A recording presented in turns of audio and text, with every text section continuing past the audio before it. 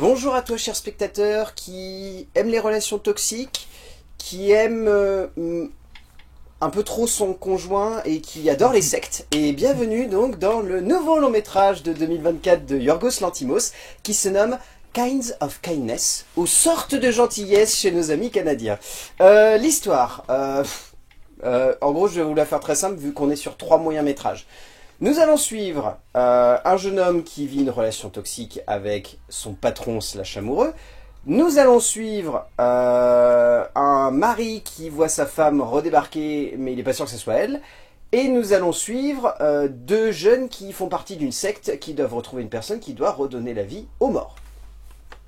Et je vais rien dire de plus, parce que vu que c'est quand même 3 moyens métrages, ça serait dommage de trop vous en révéler. Et bien évidemment... nous avions fait Pauvre Créature. Et oui. Il aurait été dommage que je ne fasse pas cette petite vidéo avec toi, mon cher Colin. La doublette. Comment vas-tu? Je suis fatigué. Il faut savoir qu'il a dormi 4 heures. Voilà. Mais voilà, il est là. Pour l'amour de l'Antimos, je me suis levé ce matin.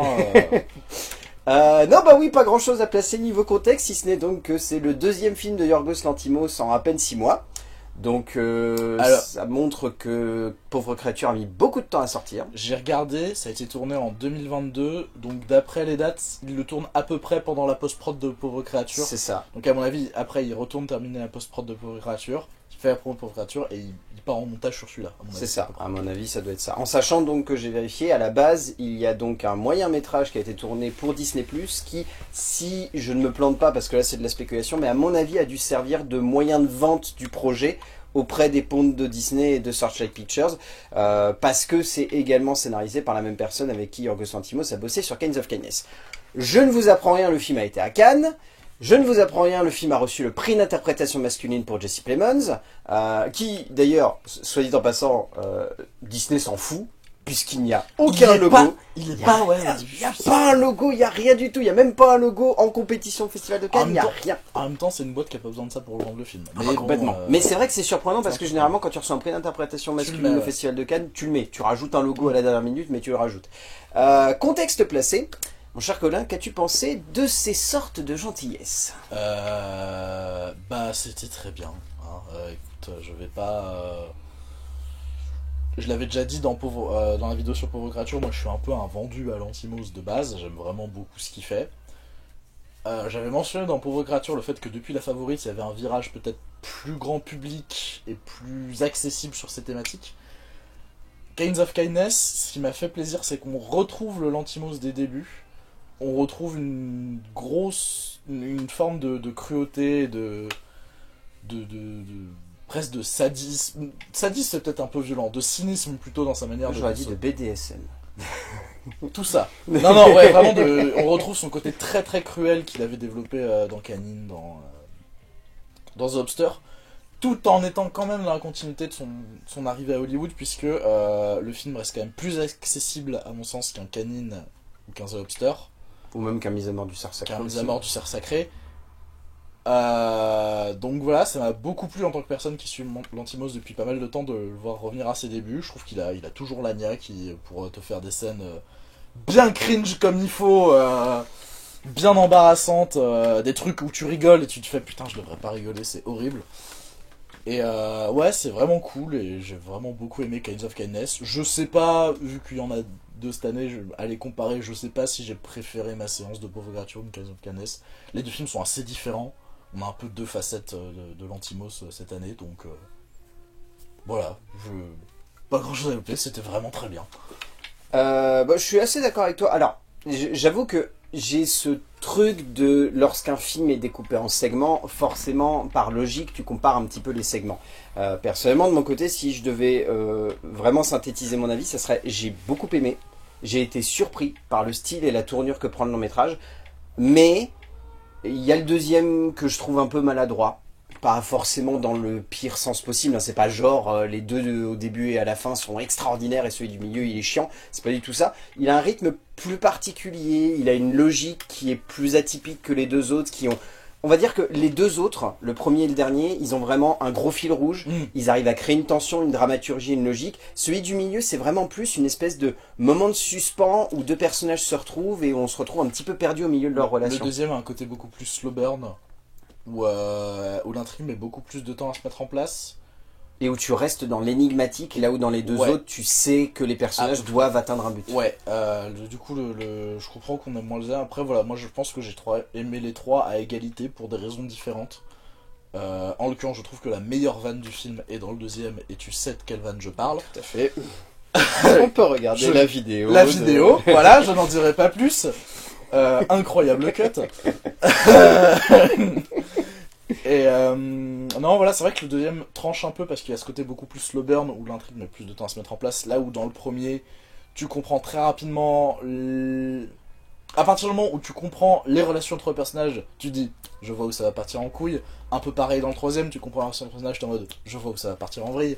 Le deuxième, tu anticipes dès le début et en fait ensuite on t'emmène sur une fausse piste et on t'incite en fait à aller dans une autre direction. Mais c'est aussi ça qui fait que j'ai bien aimé dans le deuxième, c'est ce côté... Le deuxième, c'est vraiment celui où je ne savais pas où il allait. Au début, j'étais en mode, ok, est-ce que ça va être un truc plutôt sur la perte? J'essaye de rester vague. Est-ce que ça va être plutôt un truc sur la perte? La perte, le deuil, Ah ouais, voilà. Après, il se passe un truc, j'étais en mode, ok, est-ce que ça va être cette espèce de... J'avais parlé de status quo quand on était sorti de la séance. Un truc sur la peur de perdre le status quo. Après, est-ce que ça part plutôt dans une autre direction et tout? Voilà, donc le deuxième a cette qualité-là. Mais c'est vrai que du coup, il est plus lent, plus particulier aussi. Et plus gore. Oui, clairement. Je te propose qu'on saute dans l'écriture. Ouais. Donc c'est écrit par Eftimis Philippou ainsi que Yorgos Lanthimos. Donc comme je le disais, Eftimis Philippou, celui avec qui il a bossé pour le fameux moyen-métrage qui est sorti sur Disney+. En fait, ce qui est intéressant dans leur écriture, c'est que, tu l'as très bien dit, on a vraiment l'envie de vouloir retourner à l'essence du cinéma de Lanthimos, sans que pour autant on y reste complètement accroché, puisque Eftimis Philippou apporte une autre vision à son cinéma qui est assez intéressante. C'est assez compliqué en fait, mais on va essayer de pas genre vous faire les trois moyens-métrages découpés, on va essayer un petit peu de mêler au niveau de l'écriture. C'est quand même des principes d'écriture communs aux trois. En fait, ce qui est intéressant, c'est que le premier et le dernier sont particulièrement symptomatiques de ça. Ils fonctionnent exactement sur la même structure dramatique. On pose un personnage, on pose un enjeu, retournement de situation, voyage du héros, conclusion. Les deux premiers, le premier et le dernier, c'est littéralement ça. Celui du milieu, comme tu l'as dit, c'est un slow burn. Donc l'objectif, c'est de placer une situation au début et ensuite d'avoir un twist. Et ce twist va ensuite driver toute la continuité en fait de la deuxième partie du court-métrage. Ce qui fait que du coup, le deuxième a une forme beaucoup plus atypique. Mais en un sens, c'est très intéressant parce que typiquement, si tu as juste trois histoires, point, avec toute la même structure dramatique, plan du personnage, la situation, le retournement, le voyage, la conclusion. On va pas se mentir, c'est chiant. C'est chiant si ça avait été comme ça. Je pense très sincèrement que si ça avait été comme ça, on aurait eu un jugement beaucoup plus direct. On aurait peut-être dit, ils auraient pu être un peu plus inspirés. Là, l'idée, c'est que, déjà, c'est bon de le rappeler, ça dure 2h44. Ce qui peut sembler monumental pour un film avec 3 histoires. On peut se dire, c'est beaucoup trop long, qu'est-ce que ça va me raconter? Ce qui est intelligent, c'est que, vu qu'on a ces 3 formes, on a des rythmiques et des manières de composer le récit qui sont très différentes et qui font qu'en tant que spectateur, eh ben, on est surpris en fait par la tournure que prend le long métrage. Et je sais que personnellement, à la fin des 2h44, je me suis dit, c'est déjà fini? Très sincèrement, moi j'ai pas vu le temps passer. Juste quand t'arrives au troisième, tu te dis ok, bon bah là on est à quoi? On est à 50 minutes de la fin. Oui, c'est ça, voilà. Et, tu peux doser quand même. Ouais, mais c'est ça aussi. Moi souvent ça m'aide à apprécier quand les films sont chapitrés ou qu'il y a un rythme. Savoir où j'en suis dans le film, ça fait passer le film plus vite. Bon, ça c'est juste une espèce de... Et puis en plus, c'est un point qu'on n'a pas forcément mentionné, mais donc les 3 moyens-métrages ont des noms. La mort de RMF, RMF vole et RMF veut un sandwich. Mange un sandwich. Mange un sandwich. RMF étant un personnage qui drive un petit peu les 3 moyens-métrages les uns vers les autres, sans que pour autant ça soit un personnage central. Un personnage, c'est beaucoup dire. Une silhouette qui drive les... Un monsieur qui est là et qui est perdu au milieu de ce film. Ouais. Ce truc, je crois que les titres, c'est une espèce de private joke. En mode, ouais, d'habitude, les moyens-métrages, on les sépare vraiment par des titres et tout. Là, je vous mets des titres qui n'ont aucun sens pour vous dire que je m'en bats les couilles. Oui, vous êtes pas loin. Parce que, honnêtement, à part le premier et le dernier ça, hein, qui ont des titres cohérents, celui du milieu, je cherche encore où il est. Hein, alors, si, c'est parce que c'est le pilote de l'hélico qui ramène... Oh putain, j'aurais pas fait gaffe. Ah, tu vois. Bah si, en plus, j'ai tiqué sur le coup, mais je me suis dit, bah, c'est quand même pas ça la justification du titre. Non, mais le premier, à la limite, le titre, c'est effectivement en partie le sujet. Mais les deux autres... Si je vous dis que le troisième court-métrage à RMF mange sandwich, à votre avis, il parle de quoi? perdu, il parle de secte. C'est pas loin de ça. Et sache que j'ai cherché une signification à RMF sur internet. D'accord. J'ai trouvé plein de trucs, mais ce qui m'a fait beaucoup plus rire, et je ne pense pas que Yorgos Lanthimos s'est choisi pour ça, RMF en France, ça veut dire Rassemblement Musulman Français. Je ne pense pas. Je pense pas non pour plus. ça. Mais honnêtement, j'ai cherché, il y a rien. Il n'y a pas d'anacronyme qui genre signifie un truc, il n'y a rien. Donc je ne sais pas si c'est genre le mec s'appelle Ronald Muffray Franklin ou qui s'appelle juste RMF point. Mais c'est très drôle de se dire qu'il a juste calé un anacronyme et qu'il s'est dit, bah, les gens vont chercher, ils vont tomber sur des trucs à la con, Ouais. chercher Rassemblement Musulman Français. Il y a un truc qui est intéressant en termes d'écriture aussi, c'est que, en dehors du retour à une forme de côté, c'est que déjà, je trouve que t'es obligé, c'est un moyen métrage, mais tous les moyens métrages n'y arrivent pas. Il y a une vraie forme d'efficacité. On te pose, tu comprends les personnages hyper vite. Je trouve que le premier, c'est un très bon exemple de ça. Tu comprends qui est ce mec en 10 minutes. Même pas. Même pas, en Même 5 pas. minutes. C'est En, ce qui est enfin, en 5 minutes, oui, parce qu'au début, on le voit pas. Tu as la situation. En fait, ce qui est intéressant, c'est que typiquement, tu l'as très bien dit, un moyen métrage, c'est d'une complexité immense parce que tu dois poser une situation, la développer et la conclure, sauf que tu es dans l'élan du long. Donc, potentiellement, tu peux te dire au bout de 40 minutes, allez, c'est bon, c'est fini, c'est torché, on boucle la fin et puis genre en 10 minutes, le film se clôture et tu te dis un peu, bah ça c'est bâclé. Mais non. Là, c'est vraiment conçu comme des mini-films. C'est bien rythmé, ouais. Et en fait, ouais, il y a une vraie forme d'efficacité. Tu comprends très rapidement quels sont ces personnages. Si tu les comprends pas, c'est voulu et ça va être travaillé tout au long. Typiquement, dans le deuxième, tu comprends pas vraiment le personnage de Jesse Plemons. Ça va être travaillé tout du long du moyen-métrage. Et ce qui est rigolo, c'est que t'es presque encore dans le mouvement du précédent. Oui. Donc t'es dans le questionnement de est-ce que c'est le même personnage ou est-ce que c'est complètement un autre. ouais, les personnes avec qui j'étais, il y en a un qui a posé la question, justement. Et je crois peux qu'il était pas comprendre. au courant que c'était un film à sketch. Moi, je me suis amusé parce que je me suis dit à un moment, on le voit dans une autre situation, c'est bizarre, il a juste la moustache en moins et la coupe de cheveux changée. Mais tu pourrais te dire, c'est le même mec qu'on retrouve 10 ans plus tard. Oui. Et l'autre truc que je trouve intéressant en termes d'écriture, c'est que, donc, comme tu as dit, il y a quand même une continuité entre les trois en termes de thématique et même en termes de progression. C'est-à-dire que tu commences, le personnage principal c'est Jesse Plemons et Emma Stone est un rôle secondaire. Le deuxième c'est à peu près équivalent. Le troisième, Emma Stone est le personnage principal et Jesse Plemons est le personnage secondaire. Et t'as plein de petits trucs qui te permettent de sentir quand même une progression. Ce qui fait que on dit que c'est 3 moyens métrages. Ça se sent quand même comme un long métrage complet, je trouve, où chacun apporte quelque chose à une facette de la thématique, etc. Et c'est pas évident à faire. Les films à sketch, c'est vite tu vas en retenir un en disant celui-là était vraiment cool. Les autres, soit je vois pas le sujet, soit je vois pas le rapport, soit ils sont vraiment trop en dessous, soit ils ont fait baisser, etc. Là, il a réussi à faire une unité avec ces 3 morceaux. Ce qui est vraiment pas évident. Et en plus, il n'y en a que 3. Parce que le gros problème des films à sketch, la plupart du temps... Je vais prendre 2 exemples récents et vraiment opposés géographiquement, mais c'est pour montrer... Heureux gagnant. Heureux gagnant. Et Les Nouveaux Sauvages. Pour donner des idées de ce genre-là. Les Nouveaux Sauvages, le grand avantage qu'il a, c'est que Damien Zifron est un très bon réalisateur, un très bon scénariste. Mais le défaut qu'on peut reprocher, c'est que le film a trop d'histoire. Je crois qu'il y a 5-6 films dans un seul film de 2 heures. Ce qui est monumental. Heureux gagnant, même principe. T'as, je crois, 5 moyens métrages ou courts métrages dedans. Ce qui est énorme. Et en plus, on est sur des films qui sont entre 2h et 1h40. Là, on est sur 2h44. Et il fait seulement 3 histoires. Donc il a 50 minutes, voire 1 heure, pour à chaque fois poser ses personnages, mettre en place ses situations, créer une ambiance, créer un rapport. Et c'est ça qui se ressent dans cette écriture. C'est que ce sont 2 mecs qui se sont dit, on va faire des moyens métrages, mais on va pas les faire bâcler. On va prendre notre temps. Ouais. On va mettre une situation, une ambiance, un rapport avec les personnages, une intimité, quelque chose qui va faire que quand le malaise va arriver, quand le malsain va arriver, quand le glauque va être présent, et ben le spectateur il va se dire ah putain j'y crois quoi. Et je suis dedans parce que l'ambiance a eu le temps de se construire. C'est pas juste on fait une vanne, c'est on fait un truc plus subtil, plus insidieux et plus équilibré finalement dans les différents tons. Et il y a un truc aussi, ça c'est commun chez Lanthimos, mais et aussi malgré le fait que ce soit que entre guillemets 3 moyens métrages, il y a une vraie richesse d'interprétation dans le film. Le thème principal, le titre vend la mèche, donc c'est la gentillesse Maladive. maladie. Je dirais comment des relations toxiques se déguisent sous couvert de gentillesse / d'amour. Dans le deuxième cas, c'est clairement ça. Vraiment toxique. Et à partir de là, il va aborder plusieurs facettes de ça. Donc on dit il y a une secte, c'est une bonne représentation d'une relation horrible qui se déguise sous forme de gentillesse. Et en fait, autour de ça, je trouve qu'il a abordé plein de trucs. Alors, je vais checker mes notes parce que j'en étais plus d'impression. Donc, pour moi, genre notamment dans le premier, t'as tout un truc. En fait, William Dafoe, à chaque fois, il joue une figure de père qui va imposer des standards aux personnages de Jesse Plemons et d'Emma Stone, moins dans le deuxième.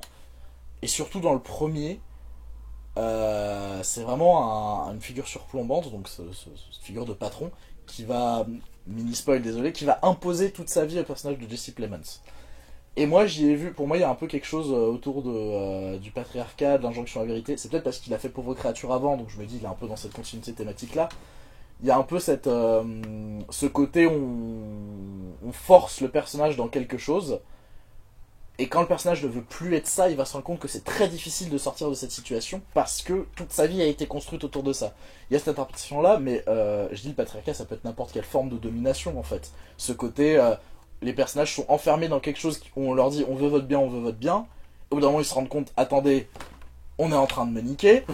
et en fait pour en sortir, c'est soit ils se rendent compte qu'ils sont physiquement incapables, soit c'est horriblement dur et ils peuvent pas s'en sortir. C'est l'Antimos, spoiler, ça va très rarement bien finir pour ces personnages globalement. Je réfléchis, je crois que Pauvre Créature est à ce jour toujours la seule et unique happy end. Oui. Une happy end fucked up, mais une happy end Une quand happy même. end quand même. Donc vous attendez pas non plus à de la joie et de la bonne humeur. Et de la bonne humeur. Voilà, c'est pas un film qui vous dit on va pouvoir s'en sortir. C'est un film qui dit tout le monde pue la merde globalement. C'est bien résumé. En termes de mise en scène, alors déjà c'est bon de dire que si vous êtes habitué à l'esthétique de La Favorite et de Pauvre Créature, c'est très différent. Ouais. Vraiment radicalement différent. Plus proche de ce qu'ils faisaient. Et je me suis posé la question. Canine, il est en scope ou il est en flat? Oh, alors là tu me poses... Parce que honnêtement, sinon, je suis en train de me dire c'est la première fois que l'Antimos fait du scope. C'est possible. Et dans ce cas-là, c'est assez intéressant. Alors, on retrouve 2-3 fichailles, mais vu que c'est en scope, c'est moins flagrant. Mais sinon, c'est très différent. En fait, il y a un truc, il y a un gimmick, je trouve, qui caractérise sa mise en scène ici, c'est l'insert crade. Oui, j'y avais pas pensé, c'est vrai. C'est vrai, il y a franchement dégueulasse. Le nombre de fois où je me suis dit, mais la vache, la caméra, elle est proche, la profondeur de champ, elle est comme as. Et on te fait des plans sur des vieilles pâtes avec une sauce tomate, mon pote, elle est radioactive. Ou alors des pilules, ou un mec qui boit un verre et tu entends le... Pareil, le truc avec le sonar dans le troisième. Oui. La caméra est vachement proche. Oui, très très proche, trop proche, ouais. Peut-être beaucoup trop proche. Mais du coup, ça donne, entre guillemets, encore une fois, cet aspect très particulier au long métrage. C'est-à-dire que l'Antimos, c'est quelqu'un qui, foncièrement, aime bien jouer avec l'efficacité du cadre. On en avait déjà parlé dans Pauvre Créature, mais déjà avec les fichailles, les jeux sur les dimensions, le travail autour des décors, etc. C'est quelqu'un qui aime ça. Or là, le contexte du film fait qu'il ne peut pas être aussi fantasque que dans un Favorite ou un Pauvre Créature. Même s'il y a un peu de fantastique. Il y a un peu de fantastique quand même, mais c'est pas fantasque. Là où vraiment Pauvre Créature, c'était un espèce de méga trip où tu te retrouves dans des endroits où tu te dis ça n'existe pas, mais c'est beau. Là pour le coup, on est vraiment dans une Amérique crédible. On est dans une Amérique, on arrive à la caractériser, on arrive à voir ses bâtiments, ce regard si particulier sur des grandes villes peuplées de bâtiments. Enfin, alors, je sais pas du tout par contre où il a tourné, mais je trouve ça ressemble à Philadelphie ou à Chicago. Je trouve ça ressemble un petit peu à ces deux villes-là. Mais en tout cas, il tourne dans des villes qui ont vraiment plusieurs types de structures. En fait, il a vraiment un hypercentre où il peut jouer sur la hauteur des bâtiments et sur un cadre où on sent que les rues perdent les personnages. Ouais. Il aime bien jouer aussi sur la banlieue. Et après, sur carrément la campagne, 2-3 moments, notamment dans le dernier surtout. Mais en tout cas, il se sert de ses décors. Et aussi, moi je trouve que la saturation, elle est encore poussée à l'extrême, quoi. Elle était déjà présente dans Pauvre Créature, mais là, il a encore plus poussé les potards. Il veut vraiment saturer les lieux et les cadres dans lesquels se trouvent ces personnages. Je sais pas s'il a tourné dans des villes différentes ou dans la même ville. En tout cas, pas du tout, chaque moyen-métrage se ressent dans un lieu différent, je trouve. Donc ça, en tout cas, si elle tourne dans la même ville, c'est réussi parce que moi j'avais l'impression d'être dans des lieux différents à chaque fois. Et aussi, point, avant de te laisser la parole, il a pris quand même le même directeur de la photo que sur Pauvre Créature, Robbie Ryan, qui est exactement le même. Donc, ça prouve, entre guillemets, que parfois un directeur de la photo, il a vraiment envie d'épouser la même idée que le réalisateur et qu'il est capable de carrément complètement changer son style. La photo est très belle. Hein. Mais en tournant tout de même en pellicule. Oui. Il y a quelque chose que j'ai trouvé intéressant, toujours dans cette idée de, il revient un peu aux origines, on retrouve un travail qu'il avait un peu abandonné sur La Favorite et Pauvres Créatures au profit donc de ses fichailles et de plans assez longs. C'est le plan fixe qui va durer un certain temps. Alors on n'est pas non plus, comment il s'appelle, Andersen, le cinéaste suédois je crois. Oui, Anderson. Un pigeon oui. perché sur Oui. une branche tout à fait sur l'existence. Voilà. Oui, c'est ça. Oui. Anderson. Oui, c'est Anderson. C'est un autre Anderson. Voilà, on n'est pas sur ce niveau-là de plan fixe, hein. Lantimos il fait pas des trucs aussi longs, mais il y a quand même un travail du plan fixe, notamment le premier plan du premier moyen-métrage, je crois. Je crois, fixe ouais. Sur la voiture qui arrive. Et c'est un plan très long. Assez long, ouais. Et ce qui me marque en fait aussi pour compléter ce que tu dis, c'est que c'est souvent des plans qui vont plus loin en fait que l'action. Ouais. Qui cherchent vraiment à aller, tu sais, les 10 secondes en fait qui suffisent à donner une atmosphère particulière au plan. Et l'autre travail qu'on retrouve, c'est les travelling très très longs où il suit des personnages, pas forcément en action, juste se déplacer. Toujours dans le premier moyen-métrage, on va suivre le trajet complet du personnage de Jesse Plemons de son bureau au bureau de Willem Dafoe. En soi, ça ne sert à rien, mais comme tu dis, ça rajoute une atmosphère un peu particulière. Et en plus, il a trouvé un décor qui écrase bien son personnage. C'est une astuce, hein, ça se retrouve dans dans les 3 moyens-métrages, mais qui écrase. Donc tout de suite, on sent qu'il y a quelque chose de particulier autour de ce personnage. Et de sa Les relation. lieux intérieurs sont très bien trouvés parce que je trouve que la plupart du temps, comme tu dis, il y a des jeux de perspective ou de dimension qui fait que moi personnellement, j'étais en train de me dire dans certains cadres, ça n'a pas de logique. Où est ce bureau? Où est cette fenêtre? Où est ce... Enfin, le premier bureau dans lequel Jesse Plemons débarque au tout début du film, je me suis dit, mais attends, il était à côté ou il est en face son bureau là? Parce que je comprends pas la logique de dimension de leur open space, c'est bizarre. Et il y a plein de jeux comme ça autour des dimensions et autour de ce qu'on est supposé voir. Pareil, sans spoil, un bateau à la fin du film, dans le dernier, je n'ai pas compris où sont les pièces du bateau. Ce bateau, il semble faire la taille d'une petite maison, mais littéralement, quand on nous le présente, c'est un immeuble, quoi, le bordel. Dans le deuxième moyen-métrage, il y a un truc sur le décor que je trouve intéressant, c'est que j'avais dit à la personne avec qui j'étais, putain, leur maison elle est sympa, il y a du bois et tout. Et en fait, au fur et à mesure que ça progresse, le décor est bien trouvé parce qu'il devient extrêmement étouffant. Parce qu'il a trouvé un décor qui, c'est du bois, donc on se dit c'est chaleureux, mais du coup il y a très peu de lumière. Et au fur et à mesure que la tension grimpe, la maison va devenir de plus en plus étouffante.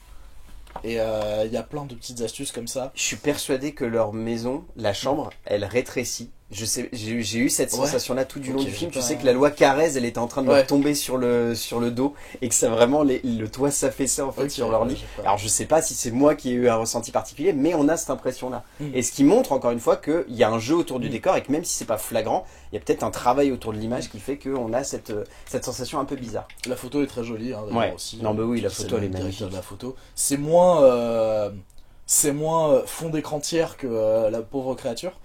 Mais il y a beaucoup de plans qui ont beaucoup de sens, qui sont très jolis. Moi j'aimerais souligner le montage aussi. C'est le même monteur qu'il a depuis je ne sais combien d'années. Je pense, tourné en 2022, le montage a dû prendre beaucoup de temps. Ouais. Autant je pense que pour Créature c'est surtout la post-prod qui a pris du temps. Autant là je pense que le montage a pris beaucoup de temps. Il n'y a pas forcément d'effets hyper flashy, il n'y a pas énormément 20 000 cuts à la seconde. Mais chaque cut... C'est un travail de rythmique qui est très particulier. Le travail de rythmique est très particulier, ça a dû être difficile de trouver le bon rythme. Ils sont arrivés à un cut de 2h44. Ça doit pas être évident d'imposer un cut de 2h44 sur un film à sketch. Et il y a plein de petits cuts comme ça qui sont impactants, que ce soit pour le rire ou pour le malaise. Le cut avec le chat, dans le deuxième. Pareil, dans le troisième, il y a... Je veux rester énigmatique. Je veux rester énigmatique, mais en même temps, je me dis, c'est peut-être bien que les gens le sachent. Vas-y alors. Il y a une scène de viol dans le troisième moyen-métrage. Donc voilà, soyez prévenus si vous pouvez pas, voilà, n'y allez pas du coup. Et il y a un cut sur cette scène que je trouve hyper impactant et vraiment... Je pense voir duquel tu veux parler, mais en fait, même un petit peu avant cette scène, en fait, le moment où tu comprends qu'il va y avoir un problème, t'as une scène vraiment, tout va bien. T'as un cut et t'es oh putain. Ouais. Et vraiment ton regard sur un personnage change instantanément c'est très avec bien ce fait cut de ce point de et vue-là. c'est hyper efficace. Ouais. Et vraiment Je sais pas combien de temps leur a pris le montage, mais je pense qu'il y a dû avoir du boulot derrière. Ouais, il y a dû avoir énormément de taf. Mais ça se sent du coup que c'est équilibré quand même et que c'est... Encore une fois, vous voyez, j'ai dit au début que moi j'avais des soucis avec le deuxième moyen métrage. Pour autant, ça n'empêche pas que derrière, il y a des qualités qui sont tellement évidentes à ce film que même si on y voit des maladresses, on a quand même envie de remettre en perspective tout ce qui est bon et tout ce qui fait la richesse en fait de son métrage. Je te propose qu'on passe au casting. Ah, juste, Vas-y. je vais essayer. Le deuxième segment me fait énormément penser, que ce soit en termes de mise en scène, de ton ou de scénario, à Mise à mort du cerf sacré, qui est un de ces longs qui est souvent moins apprécié, moi que j'aime beaucoup. Plus perso. critiqué, je dirais. Moi, je Plus fais critiqué. partie de ceux qui l'avaient beaucoup Ouais. critiqué à l'époque de sa sortie. J'entends, mais on retrouve aussi un peu ce rythme très lancinant, ce côté un peu tragédie antique. Ça fait un peu penser au mythe de... J'ai oublié le nom. La fille d'Agamemnon qu'il est censé sacrifier pour calmer les dieux pour aller à Troie. Oui, Je crois que c'est Iphigénie, je suis pas sûr. je crois que c'est ça. Je crois que tu as vu juste. Il y a un peu ce côté-là aussi dans le deuxième, que ce soit en termes de mise en scène ou d'écriture. Moi, ça m'a fait beaucoup plaisir de retrouver ça parce que Mise à mort sur Sacré, ça fait un peu parenthèse dans le sens où c'est le seul long métrage où il y a où le côté tragique et sombre est plus présent que le côté humour cynique, je dirais. Même si Zoxter avait ça aussi. Le casting. Donc, il est bon de dire que la plupart des acteurs interprètent 2 voire 3 personnages. Mention spéciale, moi de mon côté, à Hunter Schaeffer qui a extrêmement bien négocié son contrat puisqu'elle n'est présente que dans un seul. Et elle est en tête d'affiche du film, Mais- donc chapeau. En même temps, maintenant, c'est un nom connu. Ah oui, Donc, non, mais je comprends chapeau. qu'ils aient voulu la mettre. Chapeau quand même parce que, mine de rien, elle a vraiment bien négocié son Ouais. contrat pour le coup parce que jouer un seul personnage mais être présent sur l'affiche au même niveau que tous ceux qui interprètent 3 personnages dans les autres films, chapeau. Juste sur Hunter Schaeffer, je te juste essayer que moi, je suis content de l'avoir là. Je suis content de voir que elle va plutôt vers ce type de cinéma-là. Bah, elle expérimente en fait dans plein de trucs Ouais. parce qu'on l'avait retrouvée dans le Hunger Games qui était sorti en novembre. Ouais. Là, on la retrouve là-dedans. Elle va jouer dans Kukao qui sort fin d'année, qui a fait un petit buzz au bif. Ouais, qui a l'air d'être vraiment bien qui a pour le l'air coup. vraiment Et bien. elle a l'air de très bien porter le film. Donc en tout cas, c'est voilà, même si c'est un tout petit rôle, moi ça me fait plaisir de voir que Hunter Schaeffer, elle est pas restée cantonnée à Euphoria. Elle joue des rôles très différents à chaque fois, donc c'est cool. Ouais. Continue. Au niveau plus secondaire, on a Joe Alwyn donc, qui interprète vraiment des rôles quasi tertiaires en fait, sauf dans le dernier où il joue le mari du personnage de Emma Stone, qui est bien. C'est pas forcément l'acteur que j'ai le plus retenu du Bah, film. c'est clairement son troisième rôle qui est impactant. C'est ça, parce que j'avoue que dans le genre équilibré, mais second plan, je trouve que Mamadou Atié, pour le coup, lui est vraiment bien. Du coup, attends, il joue qui dans le premier? Il joue Will, alors je vois sais pas qui plus est Will. Will, là, bon. Si, mais je crois voir qui c'est, mais je saurais plus te resituer précisément ce qu'il joue. Mais je crois voir qui c'est. Je me demande si c'est pas l'expert qui vient évaluer ces objets dans sa maison ou Peut-être. j'arrive plus à me souvenir honnêtement. Mais lui en tout cas, enfin le court métrage où il ressort le plus, c'est dans le deuxième ouais. où il est vraiment très très bon lui pour le coup. Important. Et ouais, justement dans la scène qu'on a parlé, qui est la meilleure vanne du film, Ouais. le regard qu'il a. Ah oui, non, mais il est vraiment- il est extraordinaire. On a Hong Cho également qui est très très bien, qui a des rôles vraiment équilibrés elle pour le coup du premier au dernier. Elle est vraiment très impactante et je la trouve très très douée de toute façon cette actrice. Et en plus très différent parce que dans le troisième, elle a un rôle. Moi j'avais l'impression qu'elle incarnait un certain archétype à partir des rôles qu'elle jouait dans les Les deux premiers, dans ouais. les deux premiers. Et le troisième, elle te retourne soit en genre un rôle très différent. Et ouais, vraiment. Mais tout comme Margaret Qualley, dans Tout un comme tout autre Margaret Qualley, ouais. registre, qui interprète vraiment des personnages très énigmatiques et Mm. très surprenants en fait au fur et à mesure qu'on avance dans le récit.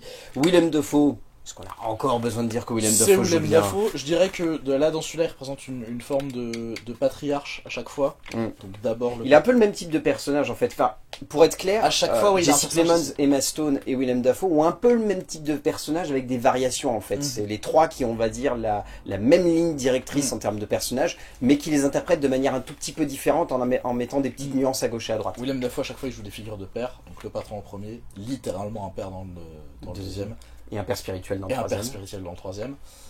Je le trouve vraiment très bien, mais c'est Willem Dafoe. Oui, voilà. Trop fort, qu'est-ce que tu veux qu'on dise. Emma Stone, pareil. Enfin, Emma Emma Stone, Stone, elle, elle- voilà, voilà, elle a plus rien à prouver. Et clairement, au travers de Yorgos Lanthimos, elle se déchaîne et elle montre que ça n'est pas que une bonne actrice, c'est une actrice éclectique et très douée pour interpréter des personnages très différents. Un truc sur lequel la promo a insisté, c'est la petite danse qui est faite dans le troisième.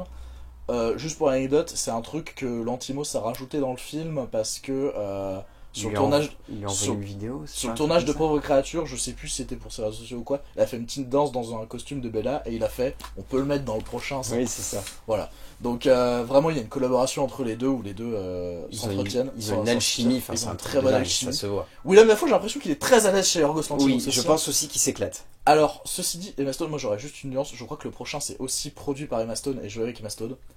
Attention à pas nous faire une Burton. Oui, Depp, hein. c'est ça.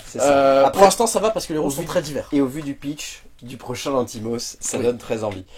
Et il faut parler donc du prix d'interprétation masculine du dernier festival de Cannes, donc Jessie Plemons. C'est vrai que pour le coup, Jessie Plemons, moi, m'a complètement laissé bouche bée à la fin du film. Alors, oui, Sauf sur le dernier. c'est ce que j'allais dire. En même temps, je t'avoue que moi, à la fin du film, je faisais plus trop attention à Jessie Plemons parce que comme il joue un personnage secondaire dans le deuxième, tu restes pas sur. Dans le troisième, tu veux dire. Dans le troisième, pardon, Ouais. excuse-moi. Tu restes pas sur waouh l'interprétation de Jessie Plemons. C'est ça. Tu restes sur waouh l'interprétation d'Emma Emma Stone Stone. du coup. Mais il est vraiment très bien. Il joue des rôles très très différents. Le premier, moi, il m'a vraiment bluffé parce que c'est pas facile de jouer le. Je saurais pas comment dire, mais le pervérisé maladroit et antipathique en fait, parce qu'il est presque antipathique les trois quarts du temps. C'est un peu un sale con hein, dans le premier. Oui, non mais clairement, c'est un sale con, mais mais en même temps, t'as quand même de l'empathie pour lui, pour ce qui lui arrive quoi. Et c'est peut-être pour ça qu'il a un prêt d'interprétation, parce que dans le Peut-être. premier c'est un sale con et dans le deuxième c'est un connard. Donc Mais, ouais, mais j'aime vraiment beaucoup son travail dans le premier et pareil, je trouve qu'il fait passer une détresse tout au long du moyen métrage assez incroyable. Moi j'aime beaucoup le deuxième aussi parce que il te retourne ça en fait. C'est-à-dire que dans le premier, début t'es en mode oh c'est un peu un sale con et au fur et à mesure t'as de l'empathie pour lui. c'est ça. Même si tu finis par dire que c'est quand même vraiment un sale con, t'as de l'empathie pour lui au fur et à mesure en mode c'est quand même horrible ce qui lui arrive. Dans le deuxième du coup l'histoire commence, tu te dis putain c'est terrible ce qui arrive à ce personnage. Plus ça avance, plus tu te sens mal d'être dans la même pièce que lui et il devient mais terrifiant dans le deuxième. Le climax du deuxième où il demande au personnage de faire un certain truc, moi il m'a glacé le sang. Oui, bah oui. Il dit ça avec un calme, Juste après, on a pris des médocs en plus, Oui. si je dis pas une c'est un bêtise. calme incroyable, c'est horrible, c'est vraiment... Et du coup dans le troisième il est un peu plus effacé, mais il est très bien quand même, et il a une gueule incroyable dans Oui, le troisième. oui. Il y a une dégaine avec Ouais. ses vieilles claquettes là. Ouais. Après je disais ça, j'adore Jessie Plemons sincèrement, il a un peu une gueule à jouer des connards. Oui, c'est vrai. Bah, Il a une gueule de entre Civil War et là, oui, une clairement, gueule c'est de un peu mec assez difficile antipathique, d'imaginer mais c'est un autre acteur chose. que j'aime beaucoup, hein, mais c'est vrai que du coup il a été récompensé pour des rôles de connard. Désolé, c'est sa vocation apparemment. Mais marche bien, visiblement. ouais, prix d'interprétation amplement mérité. Le côté, les trois persos sont très différents à chaque Mm. fois, et à chaque fois il les tient. Ouais, clairement. On arrive à la fin de cette vidéo. Qu'est-ce que tu retiens de Kinds of Kindness, mon cher Colin? La vidéo.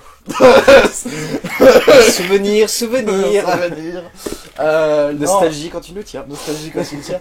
Non, bah que je crois que j'avais déjà pour vos créatures. Définitivement, j'aime vraiment beaucoup Yorgos Lanthimos.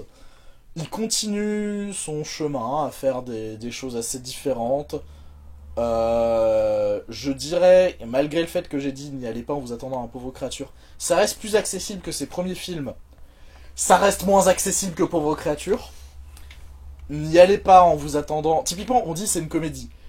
Faut pas y aller en se disant on va se taper des grosses barres. C'est une comédie noire, mais genre noir pas en mode les frères Cohen, c'est vraiment noir de chez noir. En fait, quand je dis on rigole, genre soit on rigole genre ha ha ha mon dieu c'est terrible, soit on rit un peu jaune en se disant qu'on ne devrait pas rigoler. C'est le style d'humour de Lanthimos, même si au milieu il y a juste des punchlines extraordinaires. Donc allez-y en vous attendant quand même à vous sentir assez mal à l'aise. C'est le but. Si vous n'êtes pas prêt pour genre le cinéma, pas de problème, vous pouvez rester sur Pauvre Créature. Et je pense que, vu qu'il a réussi à imposer Kind of Kindness, je me demande si son objectif c'est pas de taper un peu sur les deux tableaux. De se dire, je fais un film très grand public, enfin très grand public. Je vais pas Plus dire grand public. plus accessible, peut-être plus positif aussi. Et après, je me permets de retourner à mes fondamentaux. Parce que, en fait, les deux se nourrissent. C'est-à-dire que Kinds of Kindness bénéficie d'un rythme beaucoup plus... j'avais pas potable, c'est un peu dur. Beaucoup plus digeste que The Lobster, par exemple. Et à côté, il peut se permettre dans les trucs grand public des expérimentations formelles et thématiques qui vont assez loin. Donc voilà, moi j'aime beaucoup genre cette phase de Lanthimos où il a l'air de vouloir alterner entre les deux. Et Kinds of Kindness est vraiment très plaisant, et Purgature était vraiment très plaisante aussi. Et voilà, en ce qui me concerne, le doublé de cette année, c'est un double oui. Eh ben tu sais quoi, je vais pas être très long, je vais dire la même chose que toi, c'est bien, c'est étonnant, c'est un vrai voyage pour le coup, c'est une vraie surprise et c'est très étonnant en fait de voir l'Antimos nous proposer ça. Ça marche, le parti pris est complexe parce que faire 3 moyens métrages et faire en sorte qu'ils se tiennent tous les 3, c'est dur et ça marche vraiment bien. C'est un film qui est dynamique, c'est un film qui est fun, c'est un film qui met mal à l'aise, c'est un film qui donne les poils, mais pas toujours dans le bon sens. Et comme tu dis, c'est le fameux rire.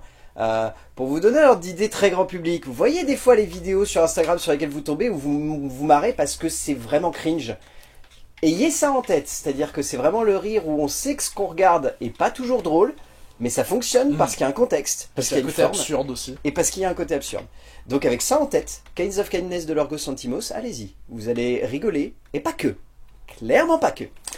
Merci mon cher Colin. Mais de rien. Je ne sais pas encore pourquoi on va se retrouver, Je sais pas. mais on essaiera de faire en sorte que ce ne soit pas trop lointain.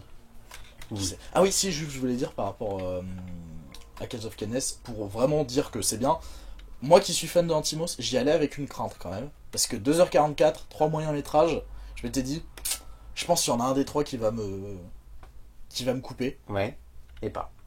Encore une fois, j'ai pas vu les 2h44 passer. Voilà, c'est bien de le dire, ça dure 2h44 et ça n'est pas long pour 2h44. D'ici là, on va dire aux gens d'aller voir des films, parce que c'est bien d'aller voir des films et qu'on se retrouvera pour parler de films, bien évidemment. A plus. Ciao. Et peut-être allez-y avant de manger. Conseil. Bon, ça va. Je t'ai dit, les inserts crânes. Oui, les inserts Les crânes. inserts crânes. Allez-y avant de manger.